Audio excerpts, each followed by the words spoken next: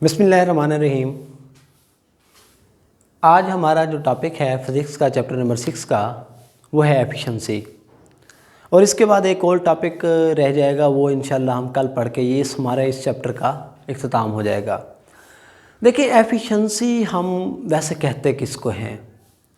Efficiency हम कहते हैं कारकर्दगी को, सलाहियत को। हम अगर किसी बच्चे से पूछें हाँ भाई तुम्हारी एफिशिएंसी क्या है, तो हम कहते हैं तुम्हारी कारकर्दगी क्या है, यानी कि तुम्हारे पास कितनी सलाहियत है। अब जैसे मिसाल के तौर पर कुछ बच्चे ऐसे होते हैं जो अगर कोई काम करते हैं तो कुछ बच्चे वो काम जल्दी कर लेते हैं, कुछ देर से करते हैं, जबकि दोनों ने ये काम एक ही वक्त में बराबर वक्त में शुरू किया था। तो जो शख्स पहले काम कर लेता है हम कहते हैं इसकी एफिशिएंसी अच्छी है, इसकी कारकर्दगी बेहतर है। देखिए, फ़िज़िक्स के अंदर मशीनों की भी कारकर्दगी होती है, एफिशिएंसी होती है। आपने अक्सर सुना होगा कि हम कहते हैं कि भाई ये मोटरसाइकिल जो है वो पेट्रोल ज़्यादा पी रहा है, हम जो लफ्ज़ इस्तेमाल करते हैं। तो क्या होता है, हम कहते हैं कि भाई इस मोटरसाइकिल को ट्यूनिंग की ज़रूरत है। इसका मतलब है उसके कुछ हिस्से बेहतर काम नहीं कर रहे होते। तो एफिशिएंसी दरअसल क्या है? एफिशिएंसी हम कहते हैं फ़िज़िक्स के अंदर कि जो इनपुट हम देते हैं और उसके बदले में जो आउटपुट हमें मिलती है, तो हम उनके दरमियान एक ताल्लुक़ देखते हैं। हम देखते हैं आउटपुट और इनपुट की रेशो को, यानी जो एनर्जी हमने लगाई और उस एनर्जी के नतीजे में कितनी एनर्जी या कितनी आउटपुट हमें मिली, कितनी इनपुट दी गई, कितनी आउटपुट ली गई। बाज़ औक़ात ये होता है कि देखिए, जैसे सरमायाकारी करते हैं, हम पैसे लगाते जाएं और बदले में सरमायाकारी में हमें मुनाफा ना हो रहा हो या पैसे ही वापस ना आ रहे हों, तो हमारी उस इनपुट और आउटपुट में प्रॉब्लम आ जाएगा। इसी तरह फ़िज़िक्स के अंदर आउटपुट और इनपुट की रेशियो को एफिशिएंसी कहते हैं, यानी जितनी एनर्जी लगाई गई और उस एनर्जी को जो लगाई उसे इनपुट कहते हैं, उस एनर्जी के नतीजे में उस मशीन ने जो काम किया उसे आउटपुट कहते हैं। मैं इसकी मिसाल देता हूँ। पेट्रोल डलवाते हैं और पेट्रोल डलवा के हम बाइक पे कहीं पर जाते हैं, तो ये पेट्रोल जो है ये हम बतौर इनपुट यूटिलाइज़ करते हैं, इस्तेमाल करते हैं, और उसके मुकाबले में बाइक हमें जहाँ तक ले जाए वो उसकी आउटपुट है।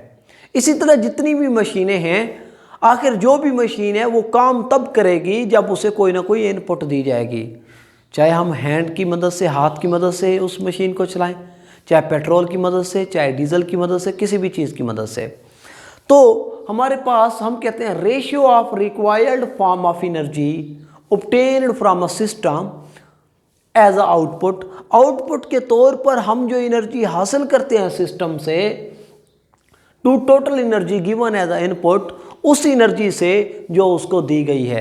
अब देखिए, बाज़ औक़ात ये होता है कि हम एक मशीन को बहुत ज़्यादा एनर्जी देते हैं लेकिन आउटपुट बहुत कम मिलती है। कुछ मशीनें ऐसी होती हैं कि हम एनर्जी तो देते हैं लेकिन आउटपुट भी अच्छी खासी हासिल कर लेते हैं। तो ये हमारे पास जो फार्मूला बन जाएगा, रिक्वायर्ड फॉर्म ऑफ आउटपुट बटा टोटल इनपुट एनर्जी, यानी ratio between output and input is known as efficiency.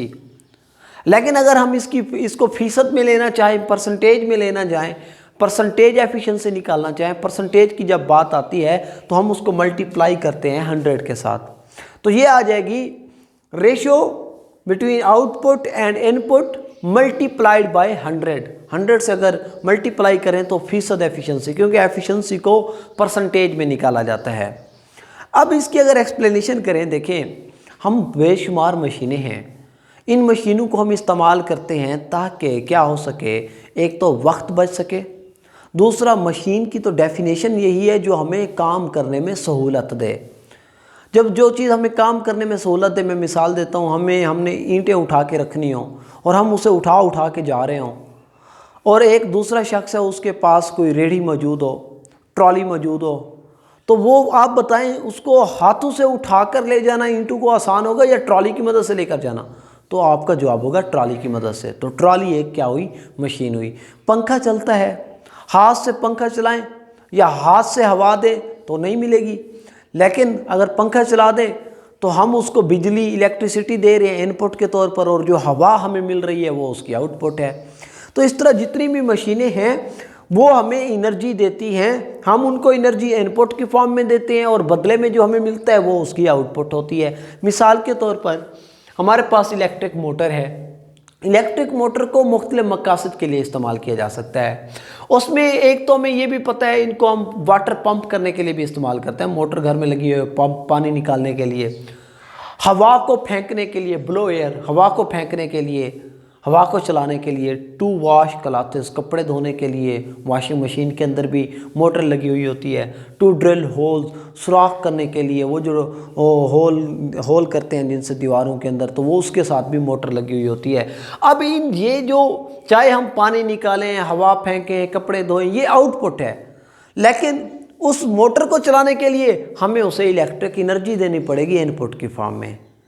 अब एक हमारे पास होता है आइडियल सिस्टम। आइडियल सिस्टम पता है कौन सा होता है? वो सिस्टम जिसमें जितनी इनपुट दें उतनी ही आउटपुट मिले, यानी आउटपुट और इनपुट की जो रेशियो है अगर उसकी एफिशिएंसी में देखें 1 हो जाए और अगर परसेंटेज में देखें तो 100 हो, 100% हो, वो तब होगी जब इनपुट और आउटपुट बराबर हो जाएं। जितनी इनपुट दें उतनी आउटपुट लें।